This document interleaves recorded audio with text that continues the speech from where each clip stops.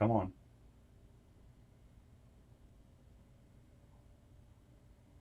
It should work now.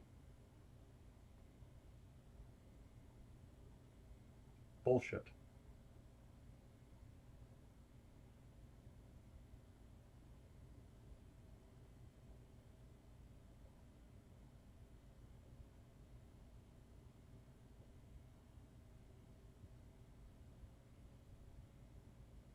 No, I don't want to watch this. I want to watch my own.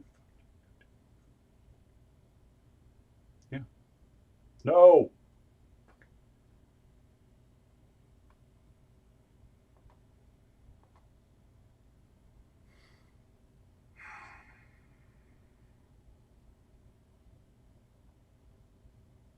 Watch this. I want to watch my own. Thank you. There we go. Now. Oops.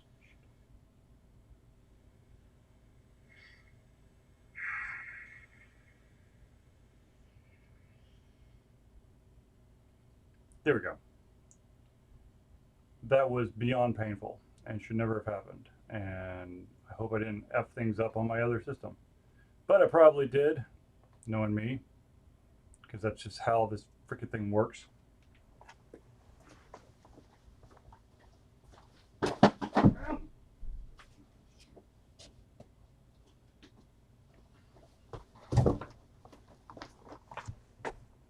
I don't even know at this point. Great. Get rid of this one.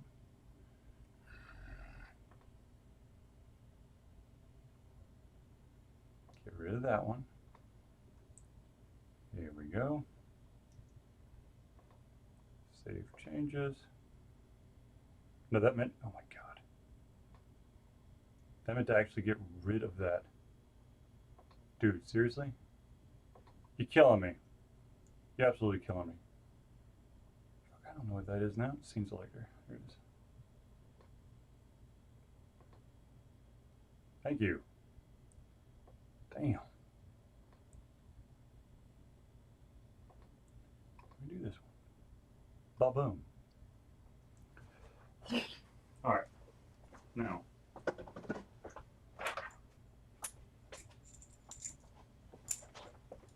Where the hell was I? Ah, yes. Let's continue to build.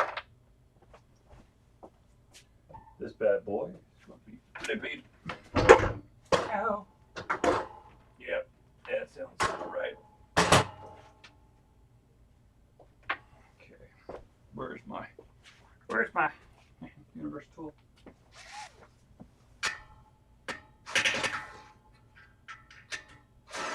There we go. One side.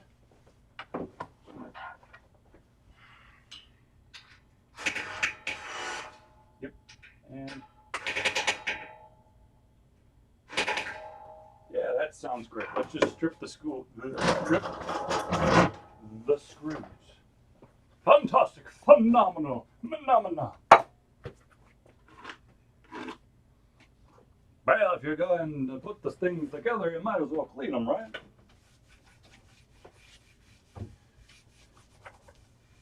Let's see what they got. Hey, look, wax on, wax off, wax on, wax off, wax on, wax off, wax on. Mamma mia. Yeah. All right. Pièce 1. Pièce 2 on floor.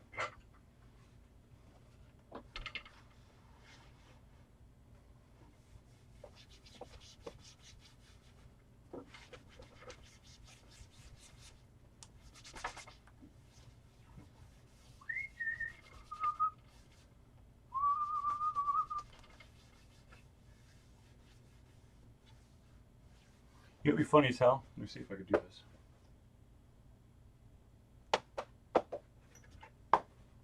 One must find fun first.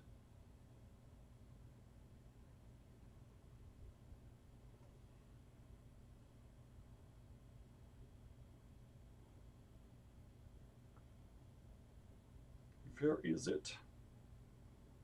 Do funny haha thing, if I can find it.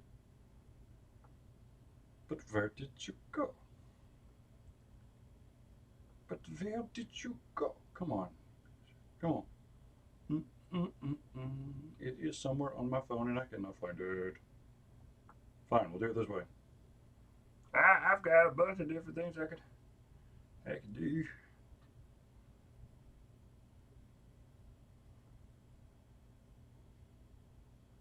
No, I want to actually search. Thank you.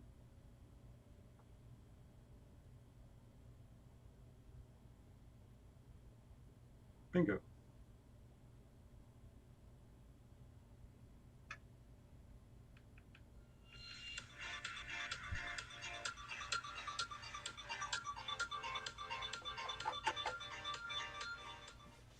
Hello, ladies and gentlemen, and welcome to another edition of Ultra Confusion Thursday Night Hangout.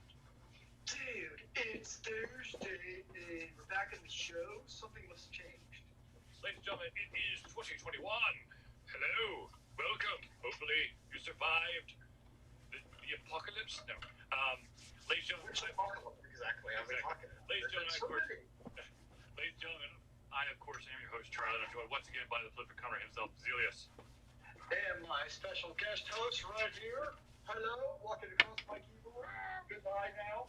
Okay, so ladies and gentlemen, the Thursday Night Hangout is a weekly, hopefully, fingers crossed, I don't get sick or weird ass holidays. It's a weekly show. Live we try our best to cover the topics that are most important to you, hopefully during the show. If you haven't yet submitted a topic, a question, etc., have no fear. All you gotta do is drop it in the chat, and we will add it to the topic list for the show. If, by some weird happenstance, we unfortunately run out of time to cover all the topics, they will be added to the beginning of next week's show. All right. So, right before the show started, Josh Sanders was voicing the fact that he missed us at Canuga, and we miss seeing you, and we miss seeing a ton of people at all the conventions that we usually do. We missed out on Canuga, Chattacon, MomoCon, SiegeCon, Dragon Con. Con Carolina, Dragon Con. I mean, You know what I haven't gotten though this year is Con Crud. you got other types of crud. You have the capacity to get other types of crud. So have no fear. It may not be con crud, but there's some crud that's coming out. All the crud shall be yours. Seriously though, I hope that there is some sort of like in-person convention stuff going on this year. I am very, very hopeful, fingers crossed, and slightly praying, because I want to go and hang out with amazing people that I get to meet at conventions and get to talk about the stuff that's most important or most exciting for me, the stuff that I actually know, and that's video games, and talking about how video games are changing the world or how it's destroying everything. I thrive on that, and it's difficult that I have not been able to partake in any of these conventions. Not gonna lie, don't think I'm going to a convention in 2021. If I do, it'll be near the end, I believe. I would think. I don't know. You know what? I say that now, but something tells me, push came to shove, I would probably show up to a convention. I would have to quarantine myself afterwards, probably, most likely, and that might not go over well. But I think you value your life too much to pull that stunt. you would think, but who knows? Anyways, ladies and gentlemen, let's go into the first topic of the evening, and that deals with Conventions. censorship in games. Same thing. So, I'm sure that everyone's come across a game on some sort of platform that has caused an uproar and has caused some subset of consumers to scream for either the platform owners to strike the game from their platform, or to reach out to the developers or the publishers. Side note, ladies and gentlemen, I know that most of you know this, but just in case, publishers are not the developers. Sometimes they are, but most of the time, publishers just pay the developers to make the game. publishers, after the developers have gotten their money for making the game, probably start to change much. Just saying. Anyways. Well, unless the publisher holds the purse strings to require the developer to change things. Depends on the contract. You're absolutely right. But chances are, anyways. So, we've seen it before. I mean, I'm going to date myself a little bit, but way back in the day when Mortal Kombat first graced the consoles, there were certain versions of Mortal Kombat that did not have blood because that was the requirement to get it on. It was censored in that sense. Yes, there was. I don't remember what it is now, but that was a big deal at the time. Oh, absolutely. But here's the thing. There's always going to be censorship, and it's going to be all over the place. And there's always another thing that you have to take into consideration is that there's not a single game out there that is not going to ruffle someone's feathers. Some people make games to intentionally ruffle feathers. You can find plenty of those on the Steam store. Yeah, or on the App Store. Well, I'm thinking the more risque type of games. Okay, so here's the funny thing. The game that is causing the latest uproar is a game called Sense, the Cyberpunk Ghost Story by Top Hat Studios. This game is being released onto the Switch. I think it actually released today. And it previously released on Steam back in August of 2020. And what I find interesting is everyone's, screaming and yelling about this game, and I'll read their statement in a second about, you got to censor this, you got to throw this game out. But there is a Switch game, and I cannot for the life of me remember what it is. But I downloaded it stupidly. I downloaded it. It was like a $1.99 game, which Celius would automatically go, that's probably garbage. But it's like, it's been discounted to $1.99. Nah, it's probably not worth it. Is that the game I'm assuming? Yes, that's the Steam game. Yeah, that's the Steam version. But they're good. They ported it, or were in the process of porting it to the Nintendo Switch. But the game I'm talking about, I can't. Like I said, I'd have to go to the Switch to find it. But this game, holy crap! I mean, there was sex scenes, stills of sex scenes, and gratuitous nudity. And I'm going, okay, so what makes that game any worse than the one since a Cyberpunk Ghost Story? So, a bunch of people have been yelling, screaming, you need to censor this game. So this is the official reply or statement from Top Hat Studios. Top Hat Studios. And that is, with the recent news of Since, a Cyberpunk Ghost Story coming to Nintendo Switch, we are aware of a large amount of messages and demands aimed toward the game's console platform release based on lies. It is explicitly pornographic, or somehow encourages violence, or more ridiculously, somehow breaks the law. Furthermore, voices have attempted to advocate making sale of the game untenable through demanding harsh censorship aimed towards the developer's art style, with threats to review bomb the game and or harass its distributors. In addition, we have received death threats from those who feel threatened by what essentially boils down to aesthetic decision of how pixels are arranged on a screen. While disappointed at these behaviors, we are certainly not surprised. Let us be clear on this. We will not censor the game because of self-centered crowds who care solely about grandstanding. We categorically and absolutely refuse to restrict creative expression. Creators should be allowed freedom to express themselves, particularly when it comes to expression of subcultures they have been immersed in.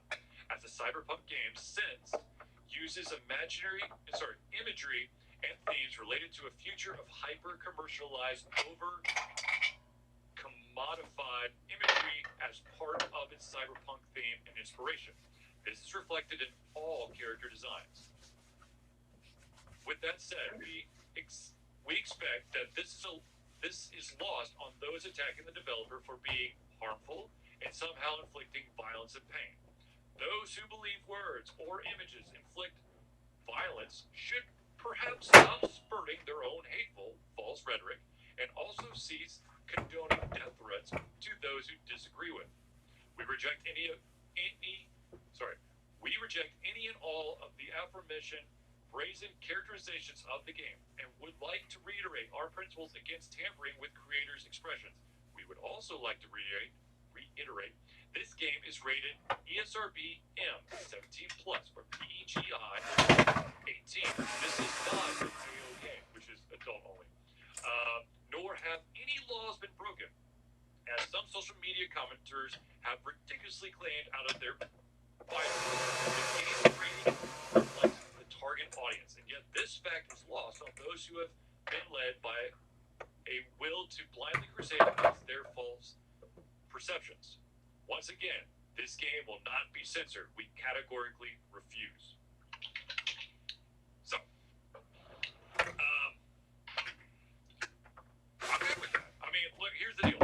Like I stated before I jumped into this entire reply, there is never going to be a game that everybody is going to find wholesome or amazing or perfect. And I do like the fact that Top Hat Studios did, they pointed out exactly that this is ESRB M. This is, rated in the top echelon. This is like rated R. You don't let your 3-year-old player watch a rated R movie. You don't let your kid play, your little child, 7, 8-year-old, play a mature rated title. And as a father, I definitely think that violent and mature rated games do not belong in an 8-year-old's hands. Yeah, I don't know why the Hulu of this game of all the games, excuse me, especially when you What? can browse through the Steam store and find plenty of games that are probably more, I guess you consider repugnant. Do not be on this video. What's wrong? What's the matter? Who did what? Did you hurt your brother? Did he hurt you? No. Then what's the matter? What's the matter? I can't fall asleep because Vic keeps turning the lights off and on. Go in your room. Then you stay in your room. What's the view? So you're finally... I'm building it, guys. Okay? I gotta build my office, okay? Upstairs. Are you gonna take all of this, put it over there? Dude, I'm in the process of trying to move everything from there over to here, okay? But you gonna put Funko Pops? I haven't gotten that far yet, okay? Don't worry about it. Everybody upstairs. Go, Finn. What about those? Finn, go upstairs. You can restrict ratings on your Go upstairs. or your console or your iOS. Both of you. They all have parental controls installed on those now. Like that's a standard feature. So I don't really get why this would be the game that there's a pitchfork of mob over. I'm curious, like how much is there really a pitchfork mob in this game, or is it something that just got kind of picked up where a lot of games have people who think, oh, it should be censored? Was this game really more of a pitchfork mob than other games? Kind of picked out from the anti-SJW crowd of. So, having never played the game, I'm going to be totally honest with you. I've never played the game. I've never actually seen any of the game. But what I can tell you is that one of the statements they made is, with the cyberpunk theme and all the over commercialization, all that stuff. I just finished putting over 100 hours into Cyberpunk 2077, and let me tell you, I would not want my child to even look at the game while I'm playing because there's the over sexualization of society, and there's ads and billboards of stuff that young children should never see. Well, there's I hate to tell you, there's like an entire genre out there that's dedicated to games of let's just call it non-consensual violence. Agreed. Right. And they mixed already, so it's kind of like this is the This is a game that you choose to pick up as fascinating to me. Well, so here's the deal, ladies and gentlemen. As hard as it is to believe, you have a choice on what game to buy on the platform that you currently own. So if there's games on the Switch you don't want to buy, you don't have to buy them. But if there's I am all for creative expression. I want individuals to be able to create games. Do I agree with some of these games, with their gratuitous violence or their over-sexualization of characters? No. But, that being said, if it's out there, there's a market for it. I'm not the market. So I'm not going to, I'm not going to go after these companies because, dear God, if you accidentally allow on Steam, when you're doing your, what do you call it, discovery queue, if you hit what was it there's was it like adult only games, if you toggle that on they'll be added. Holy crap, you get adult games. Wow, stuff that will haunt your nightmares. But there are people out there like that's the game you're playing. And I'm totally okay with that. You can play. I will not review any of those games. That being said, if you like those games, you enjoy them, go for it. I ain't gonna stop you. And obviously there's a market for them because people continue to produce them. So obviously there are productive people of the world and country who purchase said items. Because if they were not making a profit off of it, they would not be producing them still in general. And so obviously people are interested in them. And okay. I mean, that's part of living in a free country, hopefully, that people they can also choose to consume these materials and also produce the materials. And, as a parent, do your job and don't let your kids play them. It's really not that. I mean, I say it's not that hard, but I think back to when I was a kid and how much time I've always spent trying to get around filters and restriction and all that stuff. That's besides the point. See, back in the day, I'm just kidding. Anyways, speaking of this game, let's kind of, I've already hinted about it, but let's talk about Cyberpunk 2077. Cyberpunk 2077, of course, was a highly hyped up game that got delayed at least 2 or 3 times. They got shoved out the door, sold 13 million copies upon launch, and then when launch started to about now, they've lost 79% of their concurrent players.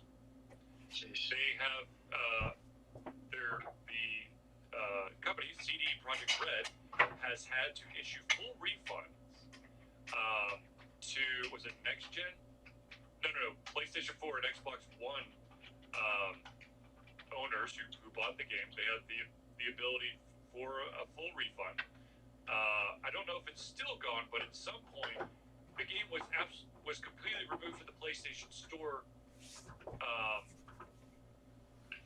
So there are issues, and they've already got lawsuits, and the developers have already come out and said that there is a lot of stuff that didn't get polished, and I will be completely frank with you. I know there wasn't a lot of things that were that didn't get polished.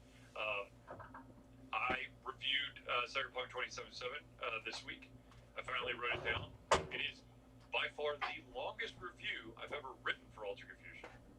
But you still sunk over 100 hours into it. Yes, I did. I want to make something clear. This is okay.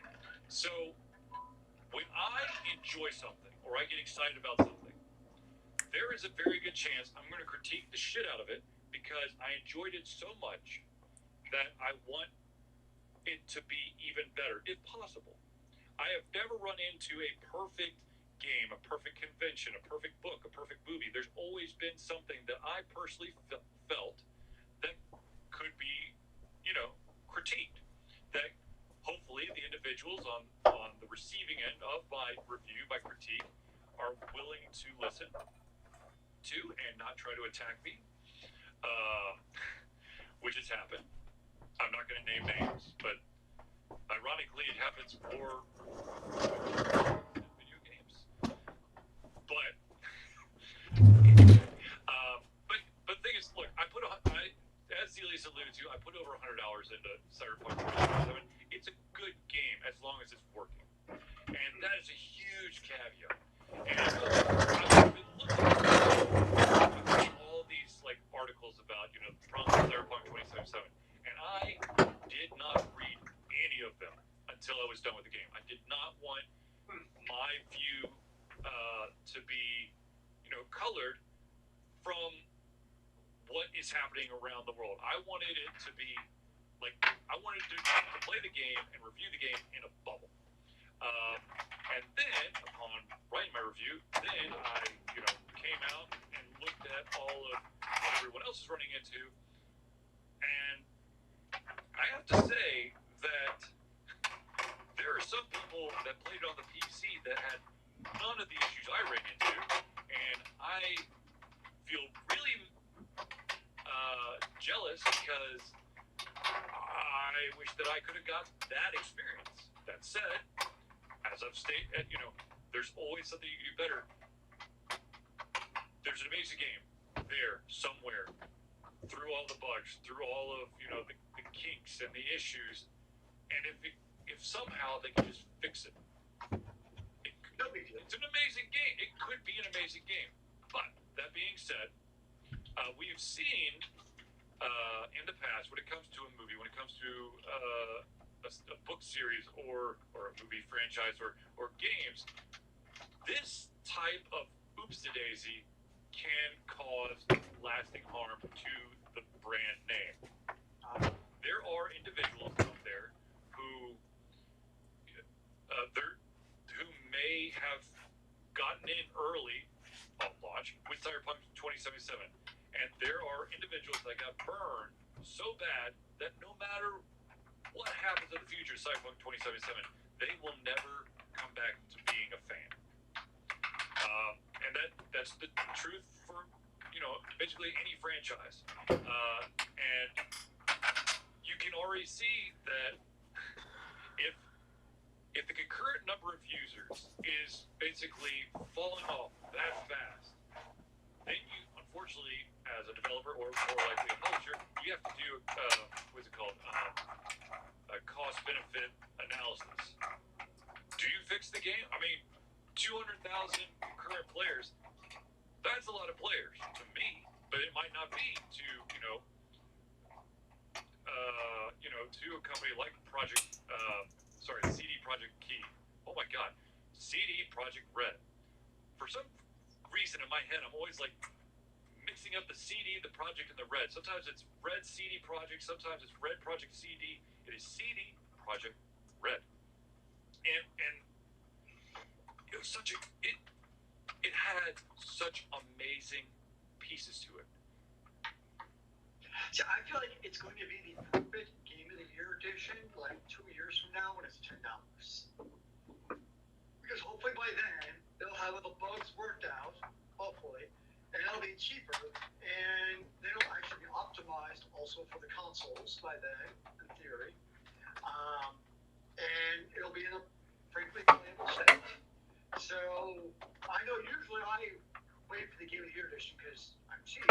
But in this case, I'm just waiting because of the bugs. And I know, obviously, they screwed up with releasing the game too soon. But I also still think, or I have the faith that they're going to fix the game. The problem is, how long that's going to take. Agreed. I mean, we could be looking at 2 years from now and they're still releasing big patches for the game. Part of the problem is, what is the length of these patch cycles going to be to get that game into a playable state? Agreed. And the other thing is, coming from I used to work at a development studio. Another thing is, there's always since the number of users is falling and the number of issues is climbing, there is this desire to try to correct things as fast as possible. That does not work. You cannot just spit stuff out on a published game or a service in production. You can't just throw patches at it and not have it thoroughly tested. And if you're going to have it thoroughly tested, you need to do it in bulk. And so, with so much hype and then such a stumble at the gate, it's even doubly hard. But the other thing, and Zelius was, like the Game of the Year edition, maybe a year or two down the line. Once again, I'm gonna bring up, the cost benefit, the cost benefit analysis of how much is it gonna cost to fix all of this stuff, because graphically, that potentially could be huge. Depends on if they have to, they have to tweak their graphic engine, or if they have to use a different graphic engine, because it could be different. I'm getting really technical, and I apologize if I'm going right over some people's heads, but stay with me.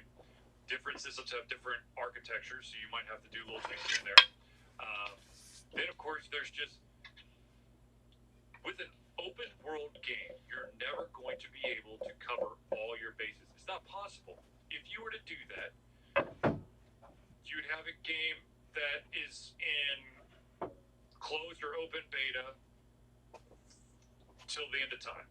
It's not possible. There's no way that someone can test every single little thing. You just pray, as a developer and a publisher, that you get most of it right.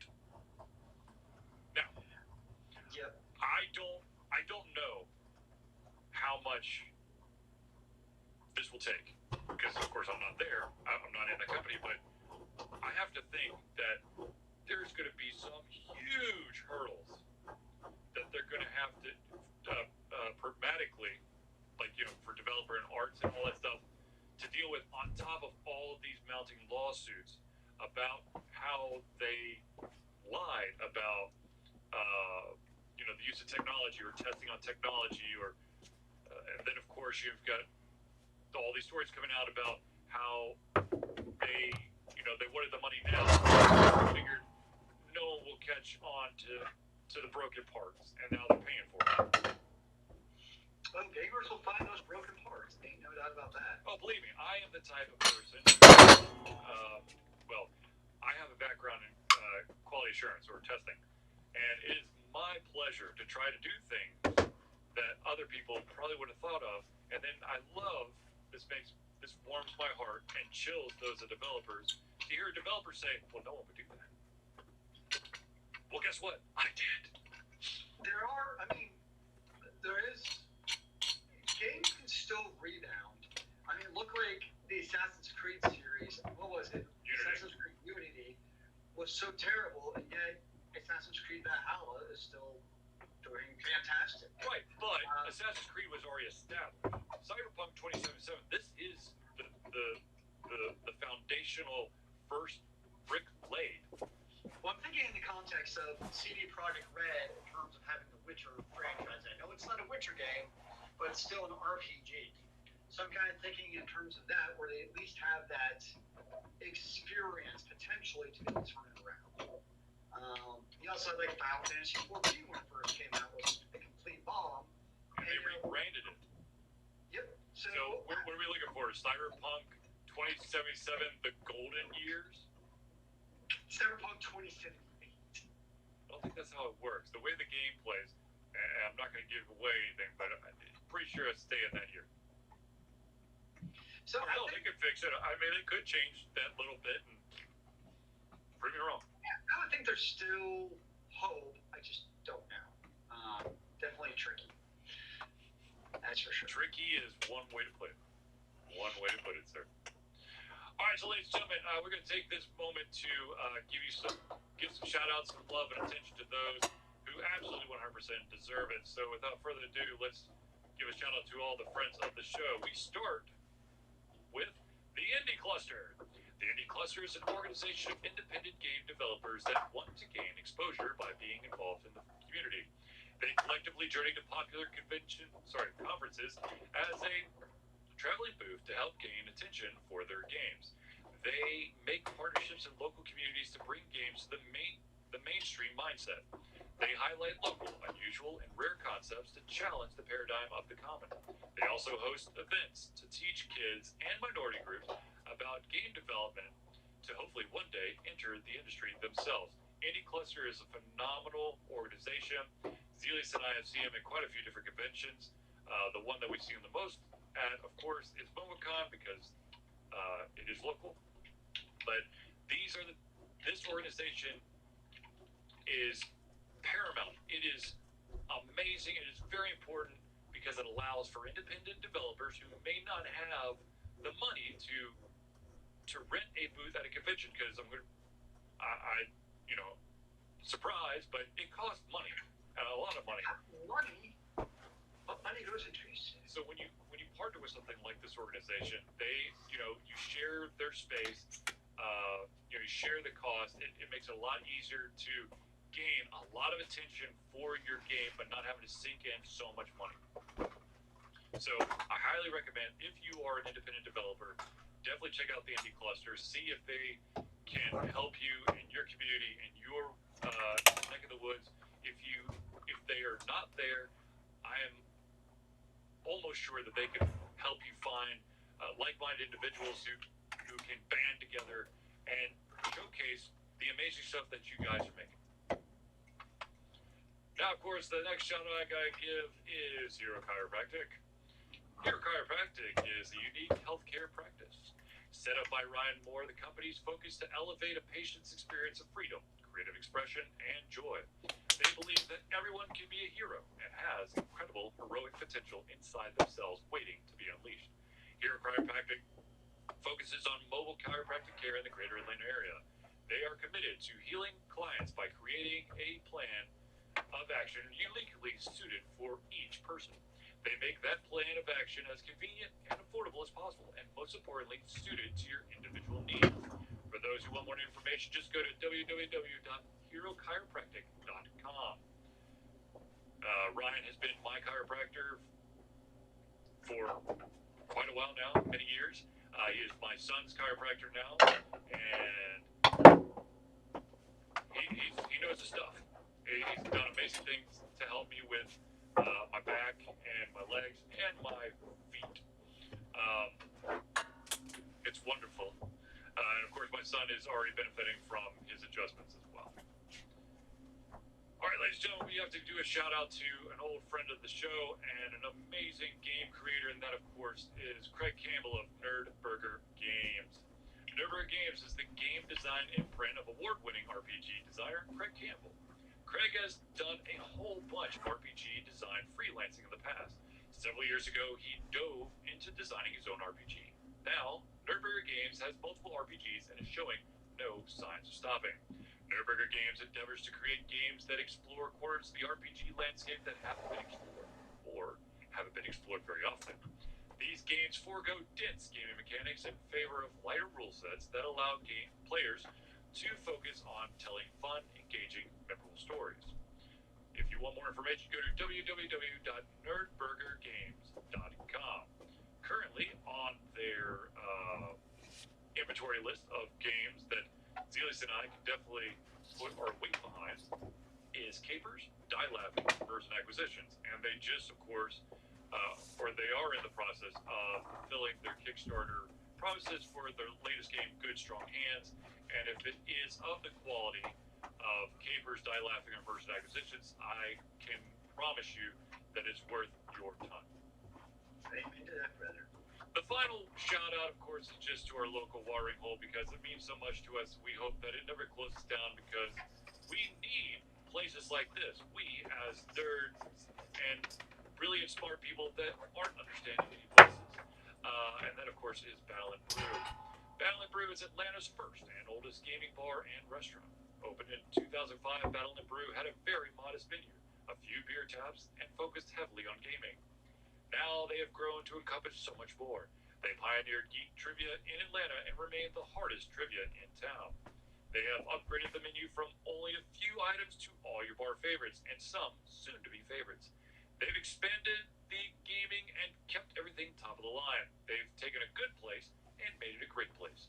A place where the staff listens to your desires and suggestions. A place where you and your friends feel like you're at home. A place where everyone knows your game. For more information, if you're in the Atlanta area, just go to www.battleandthrough.com. And one of these days, I'm going to find my way over there to, at the very least, do curbside pickup for the weekend brunch, because now they do it on Saturday and Sunday. And I want one of those breakfast sandwiches so bad. That's right. They can keep the mimosa. Just give me that breakfast sandwich. How badly do you want this breakfast sandwich? Oh, it's getting super duper bad, my friend. Super duper bad. Not gonna lie, it's getting super super bad. What about their dragon talons? Oh, look, if we're going to the regular menu, man, I've got chicken pom pom, the chicken parmesan sandwich with a side of Little Mac, which of course is mac and cheese, and of course, basically most of the drinks that are off or behind the bar. It's still wrong to me that you don't get your dragon talons anymore. Well, the thing is, they didn't have that chicken parm sandwich until I guess the last year or so. But if I get chicken parm, man, I'm a happy man. And so as soon as they gave me the chicken pom pom, I was like, yes, that's me. That's me. So anyway, Or you can get some magic to go boxes. That too. Ladies and gentlemen, of course, those are shout outs to the friends of the show. There is one more. I'm just waiting for their information to come in so that we can add them to the show. But for now, they will lurk in the shadow. Anyway, so ladies and gentlemen, with that being said, let me do some personal shout outs for Alter Confusion. The first one is Alter Confusion has a Patreon. Alter Confusion survives on the love and support of fans like you, and so we have a Patreon page. Patreon lets you, the fans or supporters, become active participants in the work we love through a monthly membership. This gives you access to exclusive content and community, and insight into our creative process. In exchange, we gain a bit more freedom to do our best work and the stability we need to build an even stronger creative brand. Currently, for those of you who have the ability, say, to support us with $1 a month or $5 a month, those are the two options currently. I'm still kind of kicking around a slightly higher for those who are willing to donate $1 a month. $1. So $12 a year, or $5 a month, and $60 a year. You can gain some stuff for Alter Confusion. The $1 tier, you gain early access to both the $1 and the $5 tier. You both gain early access to all the playthroughs that I'm posting on YouTube. So right now, you would have access to the first 2 episodes of Max and Sam Save the World. I believe there's a total of 4, maybe 5 of those. And as a patron of the Patreon, you would gain access to that entire season before anyone else. I currently just completed the 3rd episode. I have rendered it. I am about to upload it, and of course, if you're a patron, you will gain an update, and that playlist that you have access to will include the new episodes. Now, if you are on the $5 tier, not only do you gain early access to the playthroughs, and I'm sorry, the $1 one also has the ability to take polls to help shape Alter Confusion. But if you go to the $5 tier, you can also gain your name or organization in the thank you section of the Thursday Night Hangout, which was basically the friends of the show. So if you want to be added to that, be it you or your organization, if you donate $5 a month, you can be part of that public shout out.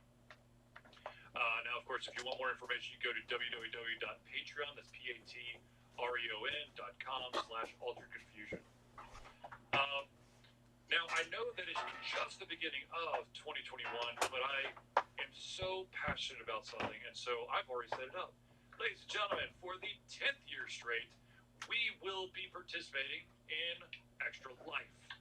Extra Life is gamers doing what they do best, gaming, to help sick and injured children at their chosen Children's Miracle Network hospital. The money we raise through Extra Life will go directly to, for us personally, Children's Healthcare of Atlanta as unrestricted funds. This means that the hospital decides where and how to spend the money to ensure the dollars we raise make the biggest impact in the lives of the kids they treat. So if you have the capacity to donate, please go to extra-life.org, and I think Zelius might have just posted. No, he has not posted yet. The participant code is 45008, which of course is slightly different than it was last year. So I think. Hello. Yeah, I've been trying. I too have taken some time off from GDDA, and I mean, obviously everyone has. But heck yeah, spread the love. And this is not my usual broadcast, but since I'm rearranging everything, I figured I'm not gonna be able to stream the gaming that I was gonna do. So, ta-da! You get to see me redo the entire office because I'm cool like that. Okay, I put the audio back on. Hopefully you can hear it, or maybe it's just I'm just listening to it just for shits and giggles. I don't know. The quickest way is to. I think I corrected it where you could look for Alter Confusion now, but if I haven't, if you're watching this on Twitch, you go to the Extra Life section underneath it, and you can click on the next one. And if you're watching on Facebook, it was one of the recent posts I just popped popped up. You still need to search for your name. All right, I'll fix it. Damn it. All right, so ladies and gentlemen, so please donate to Extra Life. If you do not have the financial stability to be a patron for Alter Confusion, I'm sorry you can't. But if you want to help out Alter Confusion, the best thing you could do, or the most amazing thing you could do, is to help spread the word. If you like what we do on the Thursday Night Hangout, or on the streams, or on the website, or anything, share it, favorite it, retweet it, repost it, all that stuff. Be it on Facebook, on Twitter, on Twitch, on YouTube, on Instagram, or Patreon, whatever it may be.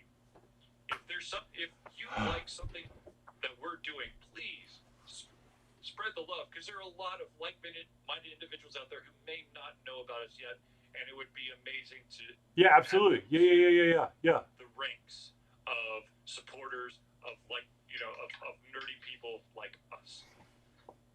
Now, I feel like you actually at one of the conventions you handed out like a gamification game or something like that. Sweet. I feel like you did that. I might have been wrong. Did you ever do any Andocons? Or am I hallucinating that? if you do want to make a financial donation, you only want to do it a one-time type of way, what you can do is either on Twitch or on alteredconfusion.com, there is a donate now button. You click there, and it's a one-time payment through PayPal. They'll go directly to Alter Confusion. See?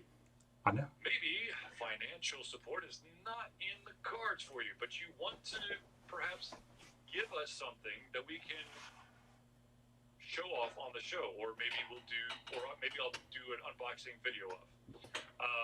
What you can do is you can send it to the following address. That would be 1551 Dunwoody. That's DUNWOODY Village Parkway. This is super duper important number. It's the PO box number, by the way. Number 88276.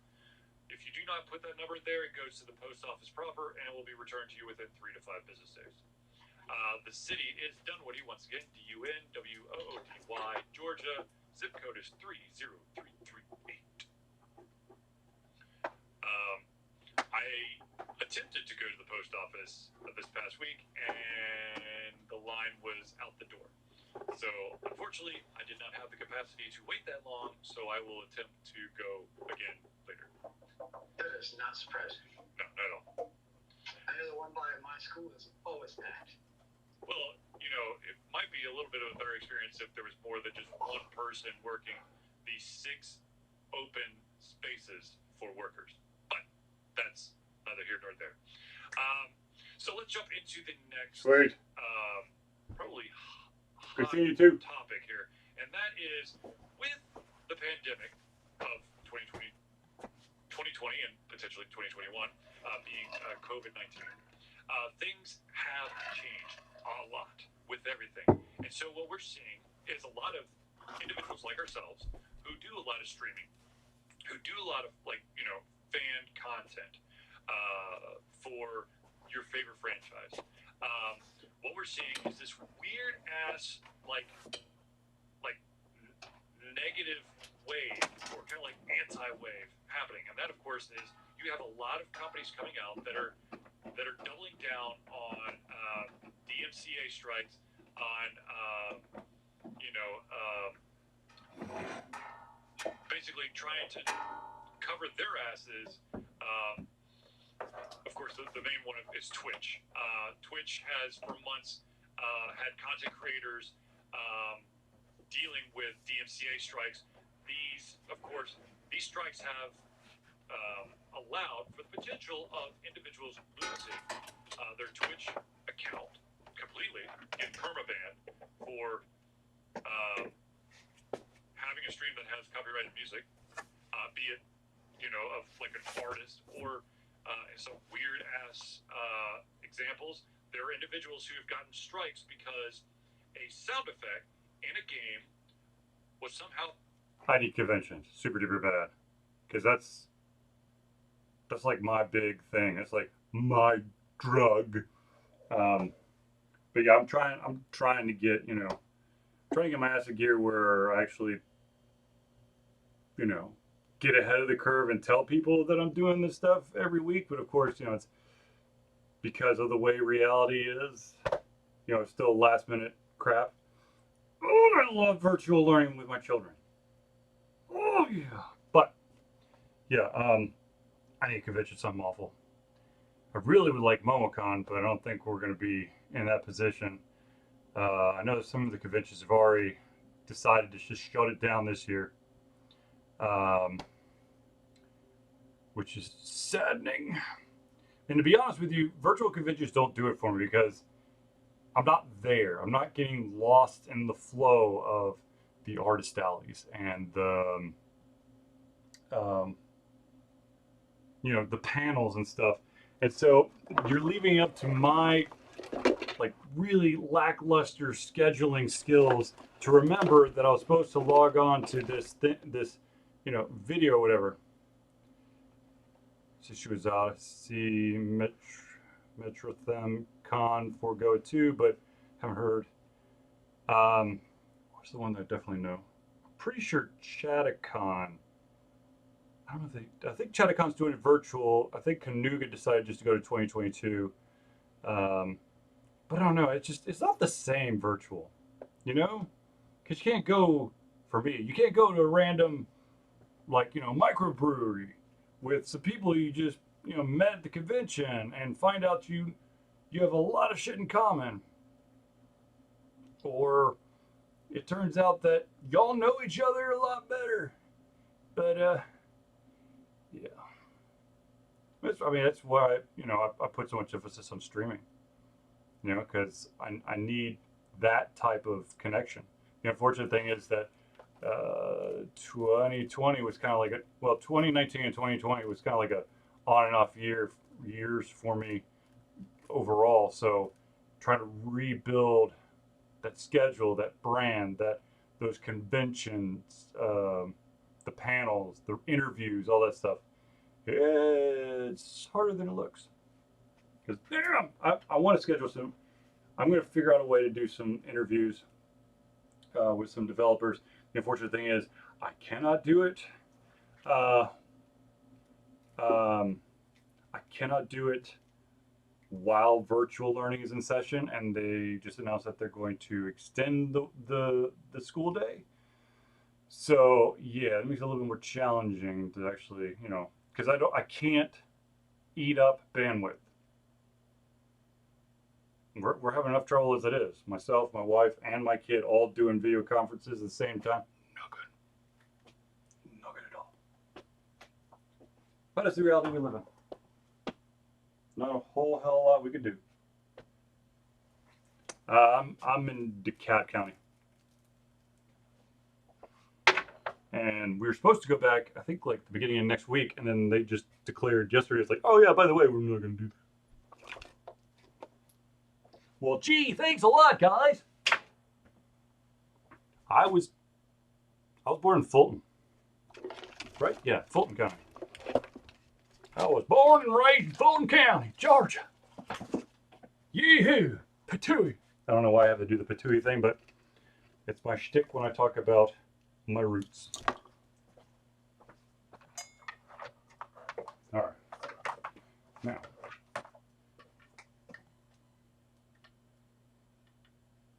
you should have seen, there was, I'm trying to remember which part goes, okay. Well, I've been with a very, like maybe 9 months, I have basically been in the South. I was born in Atlanta. We moved to Birmingham, came back to Atlanta, moved down to Macon, Georgia, moved back up to Atlanta. I started my collegiate career in Rock Hill, South Carolina. I finished it in Orlando, Florida, or Winter Park, Florida. And then moved back up to Atlanta. And not the 9 months. It wasn't 9 months. What was it? It was just it was 90 days. There we go. 90 days. I was actually a resident of Seattle, Washington. Well, technically Bellevue, but that was just doing some summer stuff. Okay. Gotta remember which order I had this in. Because all this that you see behind me was all over there. And I moved it all over here. Because this part of the basement actually has 22 extra inches.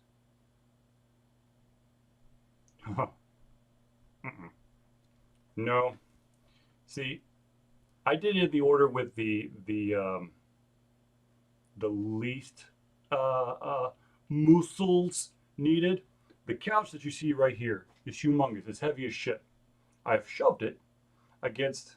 I'm using my convention PC to stream this because my gaming rig is still unplugged, but my convention PC is connected to the old ass plasma TV that I have down in the basement.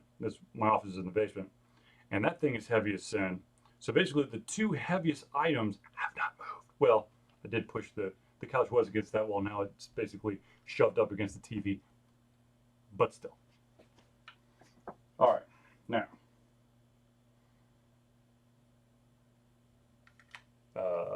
Yeah. Must remember what order everything goes into. All right, so here's the.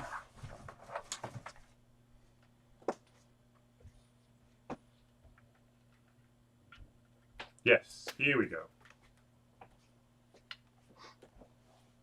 So we got the nice Elgato Gaming capture card, which had like a real old school one, is like built in, but when I changed PCs, that was out the window. So we went in got the updated one, and then because I have kids, I can't have. There's no way in hell that I want to have the switch stand and then have to basically take it all apart to then put it at the TV and then back and forth. So this is the switch stand equivalent,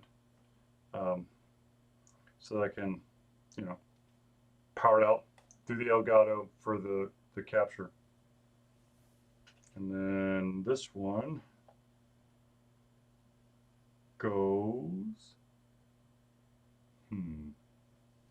I can't remember the order. I should have taken pictures. Nah, I'm good. This is just to go through the TV. This will go to the computer. This goes to the... Yeah, we'll be fine. It's fine. It's fine. I'll figure it out. How hard could it be? All right, let's actually disconnect that one until I've got it plugged in. All right, this is the out. Oh. Let me put that back on. Oh no, it disappeared. Yes, yes. Copyrighted in a library of sounds, and so you get dinged there. And this is one that, and here's an example of something that I just found out about, and I don't know how long ago this was, but this actually kind of pisses me off beyond belief. Look, there is a specific or example where a streamer was banned because when she got up from her computer for a second, her child was seen on the stream and was talking with the audience for, I don't know, a couple minutes. And for that, the streamer was indefinitely banned. Because the kid was the one doing the streaming? Okay, so a little bit more background. There was a professional Valorant player whose streaming career was just, was starting to, gain traction. And she got banned because her young daughter appeared on stream and interacted with the chat while she was away. Twitch has a very strict rule that streamers are not allowed to be under the age of 13. So for however many minutes that she was away, her daughter, who of course is under the age of 13, was present and was interacting with the crowd. Therefore, permaban. Yikes. Now, of course, the ban has been lifted, but this is, I mean, this is insane.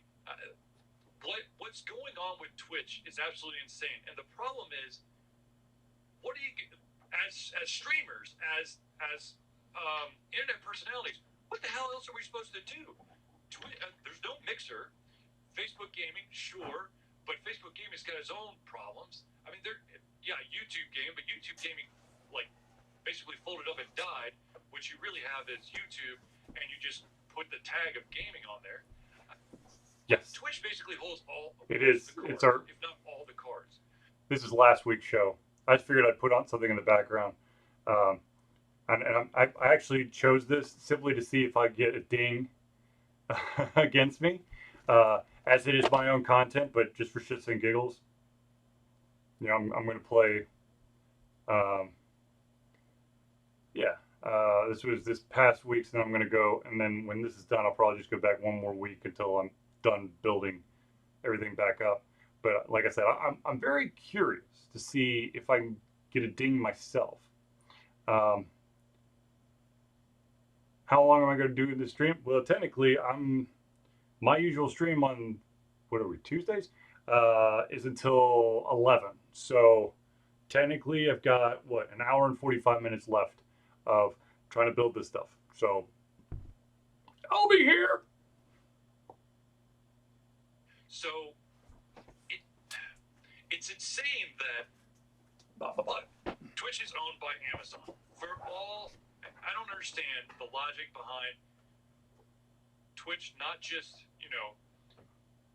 paying so that, all this copyright shit goes away. Now, the kid thing, I understand. In principle, if this kid had their own streaming account, yeah, ban it. If this kid was a huge constant component of this streamer's streaming schedule, yeah, ban it.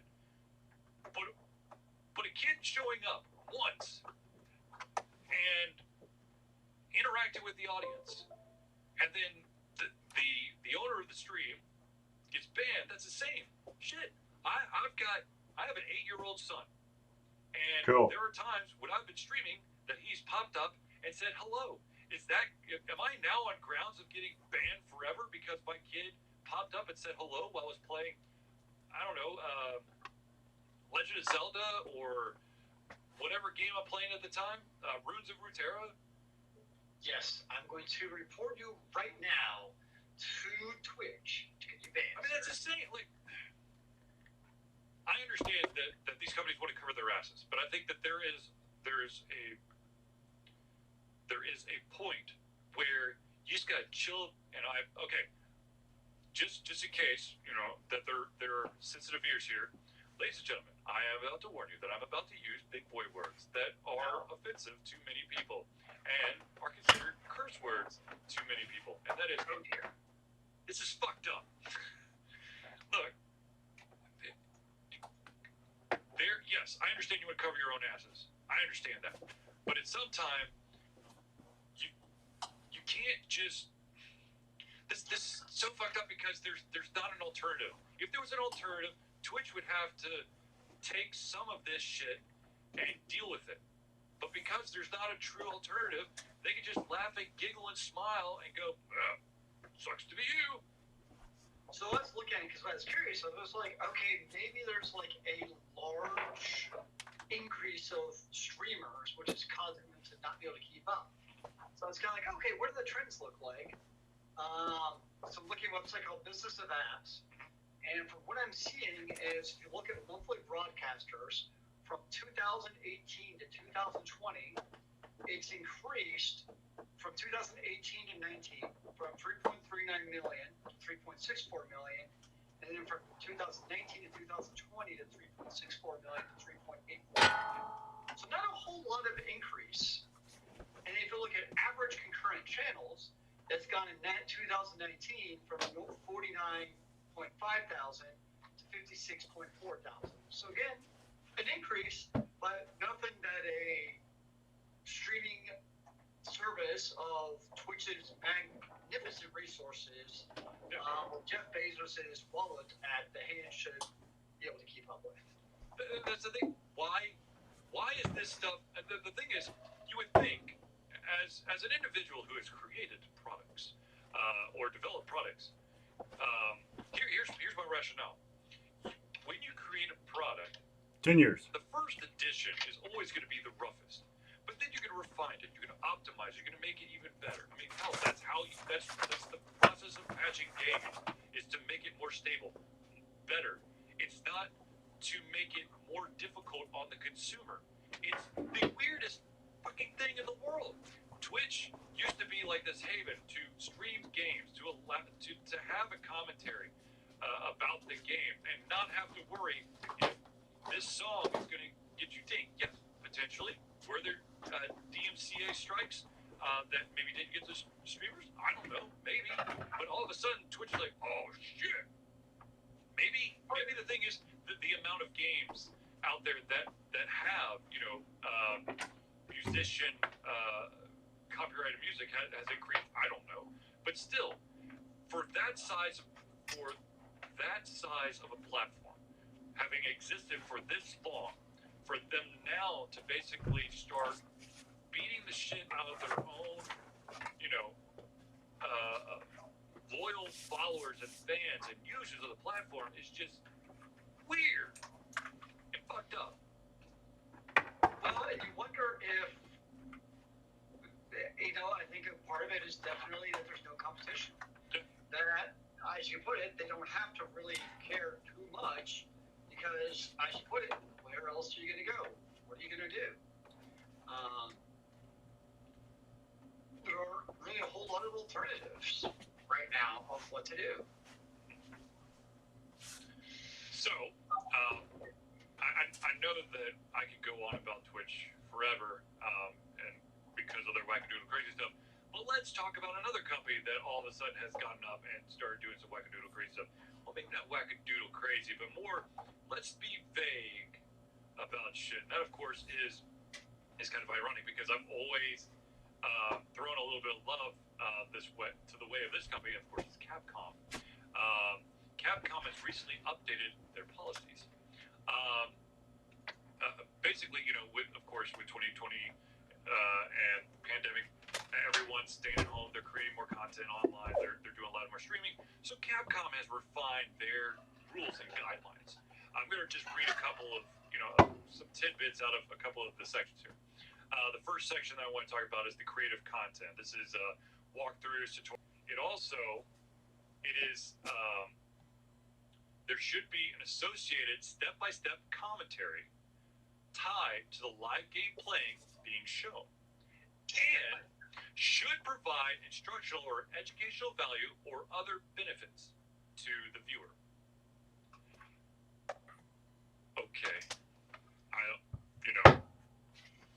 what about all those, videos where people are, making fun of games? Is that going to be, are you going to get dinged for that, for tearing a Capcom game a new one? Okay, so, speaking of trying to find the right video here that I just watched. So I just started playing Monster Hunter World. Yes. And I was like, I'm playing a hammer. So I'm like, okay, like how do you play? And I found it's the funniest damn video of how to play Hunter. There's absolutely no guide as you're saying to it. But it is legit one of the funniest things I've ever seen. I'm gonna post it here in chat once I get to this ad. It's complete nonsense, but I think it's to your point where to what they're saying is it's not telling you what to actually do. There's not any guide. They're obviously using footage from the game, but I think it kind of goes back to what we talked in the past, especially when it comes to tribute videos and things like that. It's videos like that make the community, I think, more invested in the game. Nobody's gonna watch that video and be like, oh, well, I'm playing Monster Hunter World now. And it's like, oh, I'm actually kind of intrigued by it because it's just so crazy off the rails. And that's what gets me sometimes about the mandate of the restrictions. Especially when you have online games, that's what gets people interested. Is that community that you could otherwise build? That's a huge thing with MMOs I played, is that in-game rating content, you have to go watch videos. Now, granted, those videos would actually follow those guidelines pretty well for step-by-step directions, but still, that was a huge part of it, was watching those videos in-game. Right, but the question is, what do the reviewers of Capcom consider instructional or educational value? Because the thing is, you may be watching a video that indeed shows you what you need to do. However, the commentary has no relevance whatsoever. So are they going to get dinged for that because it's not, relevant? To go a little bit further, game footage posted online. You should not share game footage online without adding your own video or content unless the game console or device permits sharing of game footage. They will go further saying you're not allowed to split the game content into components, visual, vocal, in-game elements, etc., and distribute such components as separate content. Which that makes me that is a little bit to me, because there are a lot of creative individuals out there who do who pride themselves with voice acting and with visualization, like art styles and all that stuff. So what you're saying now is that I can't take a little bit of just the art style, little segment of a video of just the art style of a Capcom video, and do a compare and contrast to others, because that's a no-no. And then, of course, let's go a little bit further. Fan content may not be promoted as official Capcom content, which, of course, that makes sense. That makes sense. That makes sense to me. Note that, let's go on to now the music section. That is, some game soundtracks or songs may not be owned by Capcom, but instead are licensed from an artist or another group.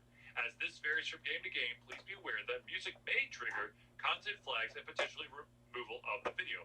Game soundtracks may not be posted or distributed separately and apart from game footage, which that's a whole section of YouTube, is they basically just compile, the soundtrack, game soundtrack, all the songs from a game. They just compile it with visualizations, stills, or maybe small little sections of the game. I mean, shit, I was just listening to one that just was it was it's like different versions of established or recognizable Link Zelda music, but it was gave different little cutscenes from all the Zelda games. That would probably be a big no-no. Let's go forward. So let's go with more. Yes, there's more. Let's go with audience appropriate. All fan-created content should be appropriate for the audience of the Capcom game. So if your game is rated E for everyone, you cannot have any type of content that would not be considered E for everyone associated with your video.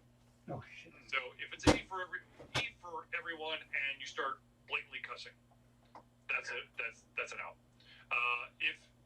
Okay, so there is, as we discussed earlier in the show, there is always going to be a demographic that maybe you're not a part of, but exists. There are going to be individuals who are huge fans of Capcom titles who may go a much more mature adult route with it. These people would be in serious violation, according to Capcom, for sexying up Mega Man or Ryu or Chun-Li. Chun-Li would be a huge, or Cammy, or insert Capcom game character here.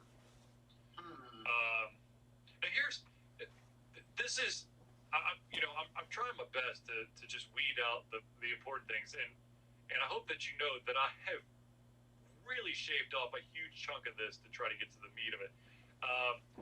Here's one that this is not only a Capcom thing. This is actually quite a few companies are starting to do this, and this deals with spoilers. There are companies out there, Capcom included, that are now cracking down on individuals who post gameplay or playthroughs or let's play or whatever of games. They're cracking down on individuals who post videos past what they call or they consider a spoiler point. It's much more. They don't want you to be able to post the A much entire wider area for me to work with. They want you to post up to where the huge twist or spoiler is, right before that, because they fear that it will affect the ability to gain a new consumer or gamer or user of their product. So there are companies, which I don't know what the hell like it is, but like Atlas out there who will come after you and make all your content go away because you accidentally revealed a twist. And for Atlas, it would be Persona 5. For Capcom, I guess, I don't know.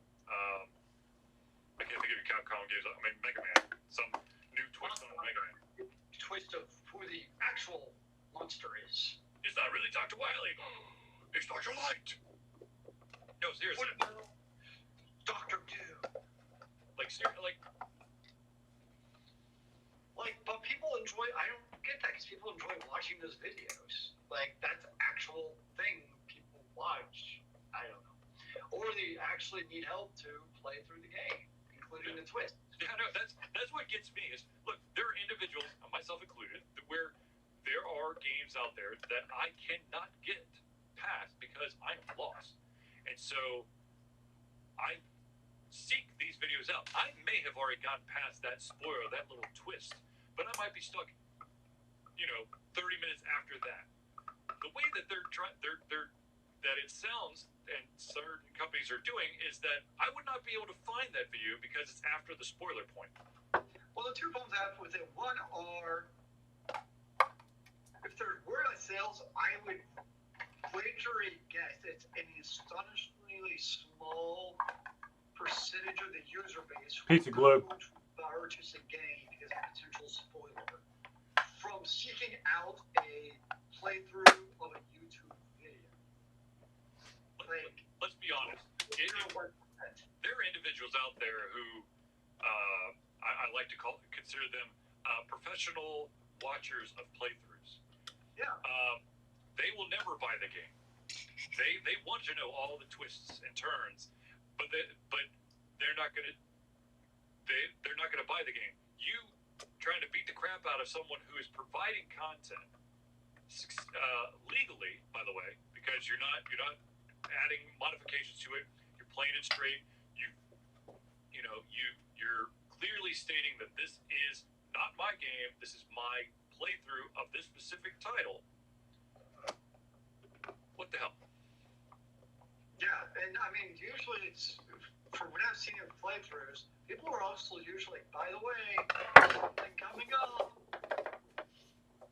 They're not like, surprise. Well, no, I mean, even if it is a surprise, I mean, if you're watching something, if you're watching someone play a game, okay, chances are, well, for me personally, when I do my playthroughs, it's not like I've played the game before. Sure. I'm playing it cold turkey. So if I get excited about some surprise or twist, I of course vocalize it, and then you can be surprised or be like, "Oh God, you're so stupid, Charlie," along with me. It'd be like reading a book. Or sorry, it would be. Here we go. Here's because I have kids. This will be perfect. I bring in a picture book, and I read to the class. And out of the 20 pages of this book, I read the first 16, and then have to stop because there's a twist, and then I walk out. That's what that to me is how it computes. It is ridiculous. If someone has put the time into paying attention to someone presenting something, let them see it all. Yep, I agree. I'm not saying that there are individuals out there who probably are making videos about reverse engineering games and looking at all the zeros and ones. That's probably not the thing you want to do. But if someone they're showing their passion through a playthrough, and you're watching it because you either like the individual who's streaming or presenting this, or perhaps it's a game that you're very passionate about and you're stuck, or maybe it's a game that you'll never play because you don't have that specific platform. It's just ridiculous. It's ludicrous that you would not be able to watch the entire thing. It'd be like watching Lord of the Rings, the extended trilogy, and then you're not allowed to watch the last 2 hours. The place where I use it is, where was it? When I was playing Lego Harry Potter.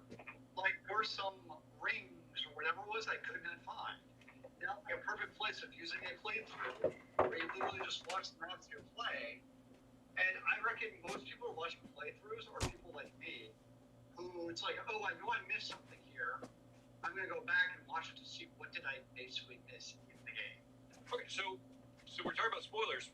So when you have a video that outlines, the Easter eggs or the collector's items, would that be considered a spoiler because now you're revealing the hidden location? And surely, what is a spoiler? I mean, literally, did you know that the next part of Harry Potter Lego was going to be in the dungeon? Maybe I thought it was going to be in the observatory. So, spoiler. What about you find enough, I don't know, hidden magic seeds, so you unlock a special character that, has the question mark on there until you've gotten enough things. Is that considered a spoiler? Basically, it sounds like it's a giant CYA document so they can pull video for any reason they want. Oh, dear God, yes. That's what it comes down to. Let's go a little bit further, shall we? Capcom does not allow content and other materials to be used to make money or to gain any other financial benefit except through permissible monetization systems described below. You may not limit to pay, access, sell, or license your content that includes RPG content to others for payment of any kind. In particular, we do not allow you to create new content using our game if a paid subscription is required for people to access our specific content. That sounds a bit weird. So you can't put it on a Patreon, that's what it sounds like. Yeah, okay, but here's the permissible monetization. Basically, you may use partner programs and or advertising from YouTube, Twitch, Facebook, and other video sharing services. Collecting voluntary contributions such as through Super Chat or YouTube and bits on Twitch is permitted as long as your video is also available for free to the public on YouTube, Twitch, Facebook, Twitter, or other video sharing services, which would basically say no to Patreon, because that's part of the deal. You become a patron so that you get that exclusive content. Yep, that would explain Patreon. And of course, this one is kind of like a no shit show. Like this is, we do not allow usage of or promotion of third-party programs, including hacking and cheating, or devices that circumnavigate intended protection of Capcom titles. Additionally, we do not allow Capcom content to be uploaded to a platform for which rights have not yet been granted, such as in the creation of Twitch emotes featuring Capcom content. So you cannot make a Mega Man emote for Twitch or Discord or whatever. Aww. But I mean, Plan for world domination. look, I mean, if you really want to boil this down, this is exactly the question, the gray area that we experience every time we go to a convention. The artist alley. I mean, they are creating content that is of a company that they are not a part of for monetary gain.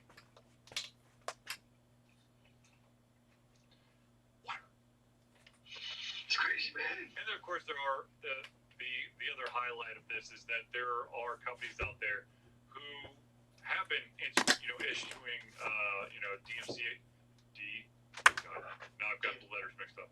DMCA takedowns and content strikes and all that stuff, but they never say why. And currently right now they have that option. They don't have to explain it because they hold cards. So, ladies and gentlemen, we're basically to the end of the show. We unfortunately did not get to all the topics, but I do want to give you guys a heads up that the first topic on the agenda for next week, so you can add to this list. The question was asked with the announcement of a new Dungeons & Dragons movie, which is set for release in 2022, and having Chris Pine attached to it, what franchises do you fear or know have failed when going across medias? I will tell you real quick the couple of examples I pulled up, and I'm sure there's a ton more, and I would be more than happy to add to the list. But basically, of course, Dungeons & Dragons, Dungeon Siege, which Felix and I have talked about several times, Battleship, and Rampage are the 1, 2, 3, 4 that I've pulled up. And of course, there are more. There's a there's a ton of them out there. Let's just put it that way. But I'd be very interested to see. Yep, with Chris Pine attached to it. About that. All right. With that being said, ladies and gentlemen, it is time to wrap it up. So without further ado, ladies and gentlemen, I'd like to thank everyone for tuning in to the Ultra Confusion Thursday Night Hangout. For myself, Charlie, and Zealous, it's a pleasure giving you everything from our heads, our mouths, and of course, our hearts. Will be back next Thursday for another Ultra Confusion Thursday Night Hangout. Chris Pine, Kirk, the male love interest in Wonder Woman or all that other stuff. Let's see here. Let's go back one. That's weird. Oh, here.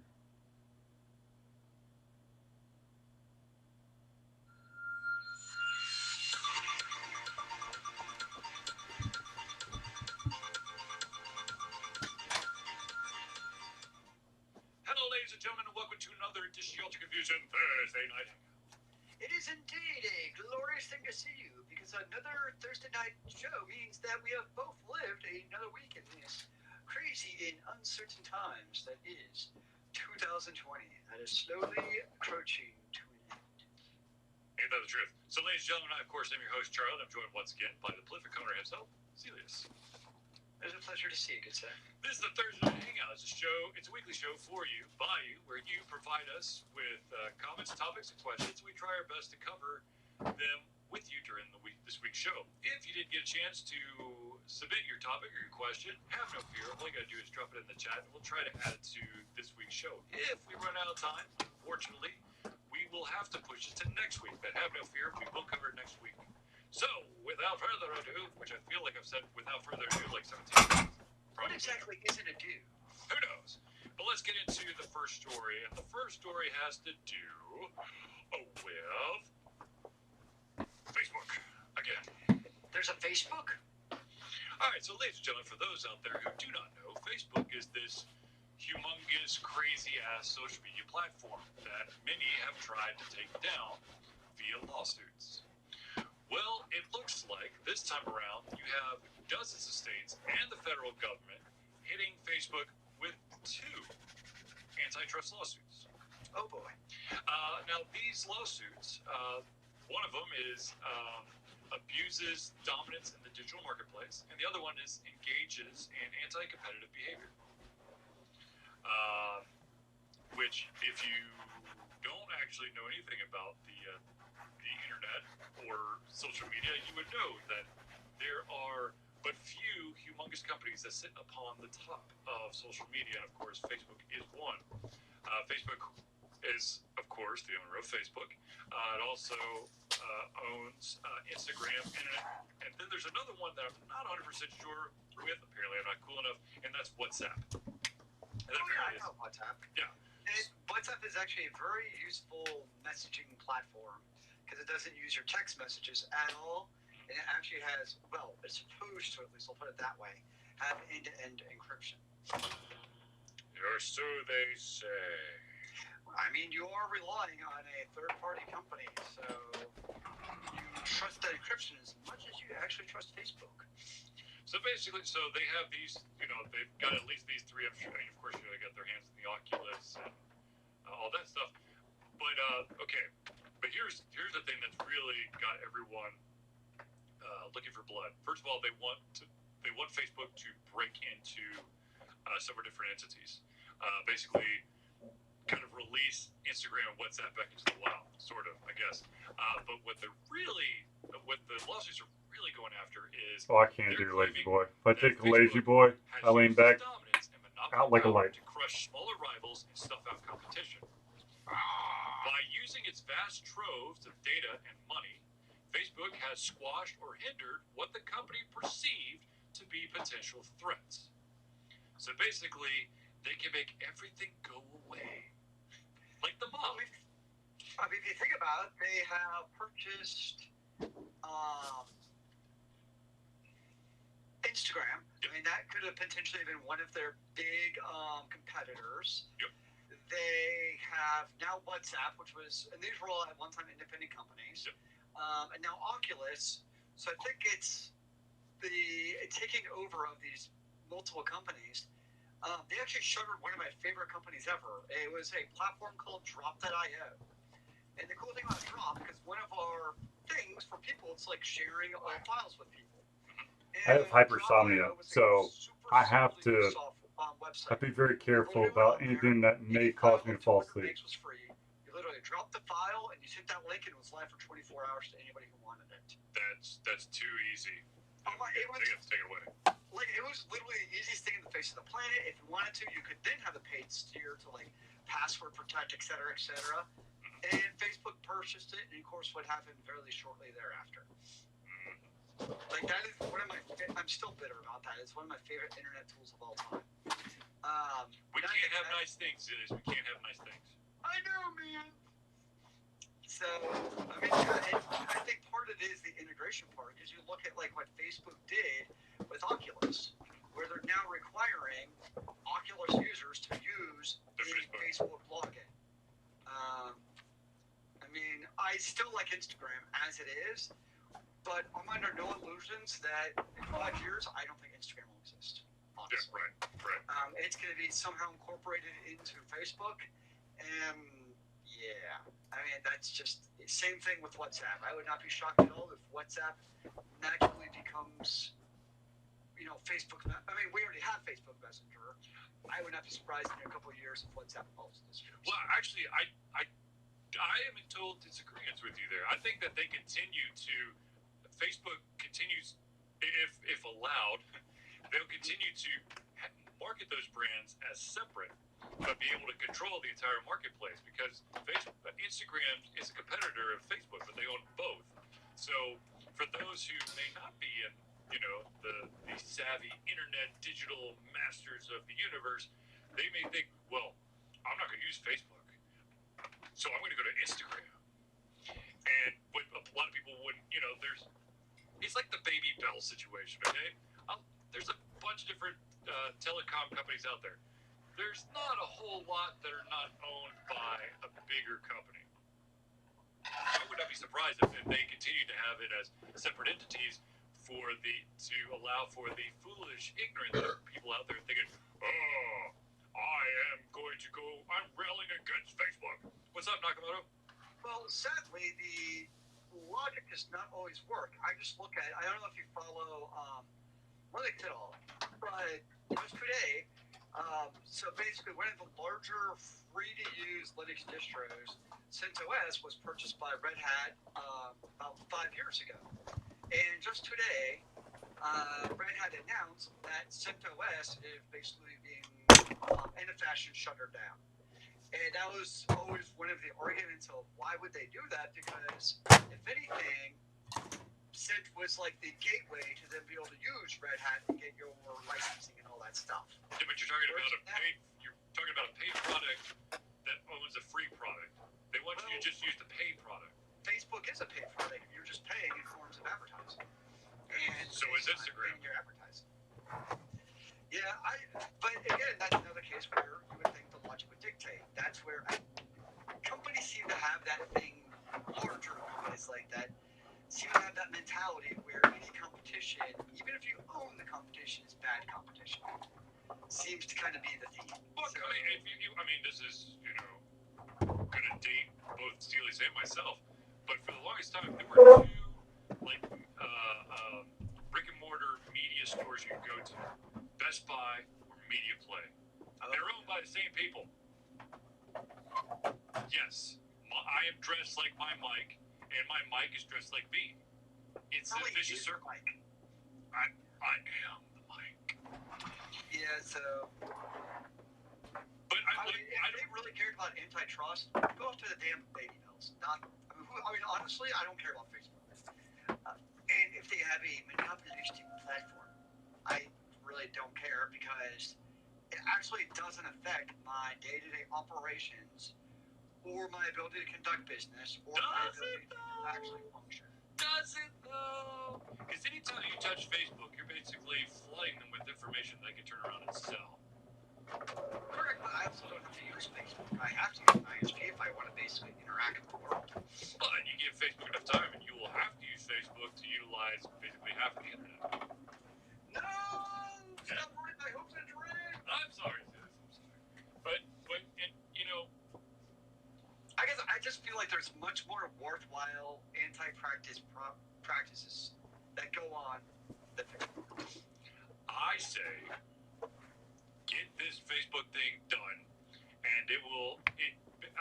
What I see is, yes, there probably are more important more important targets, but if you could do it to Facebook, that would be a landmark case, and it would allow for presidents to shoot down a bunch of other monopolies that are basically doing the jig going, you can't touch me. Because the thing is, Facebook and Instagram and basically all social media platforms have been in the forefront for basically the entire year. So, thanks to the wonderful election of the United States of America. So it's a hot button topic. It's easy to. Everyone knows about Facebook right now. They don't know about the Baby Bells. Sure. Or what you're saying is Facebook needs to learn how to better bribe, give donations to politicians. Yes, but then they betray their users, and it's all a nasty, dirty thing. that the truth? Yes. Okay, so the next story that we have is it's centered around TV show cancellations. First of all, there's a little sidebar here. Can we call them TV shows anymore if we're streaming them through like all devices? I'm not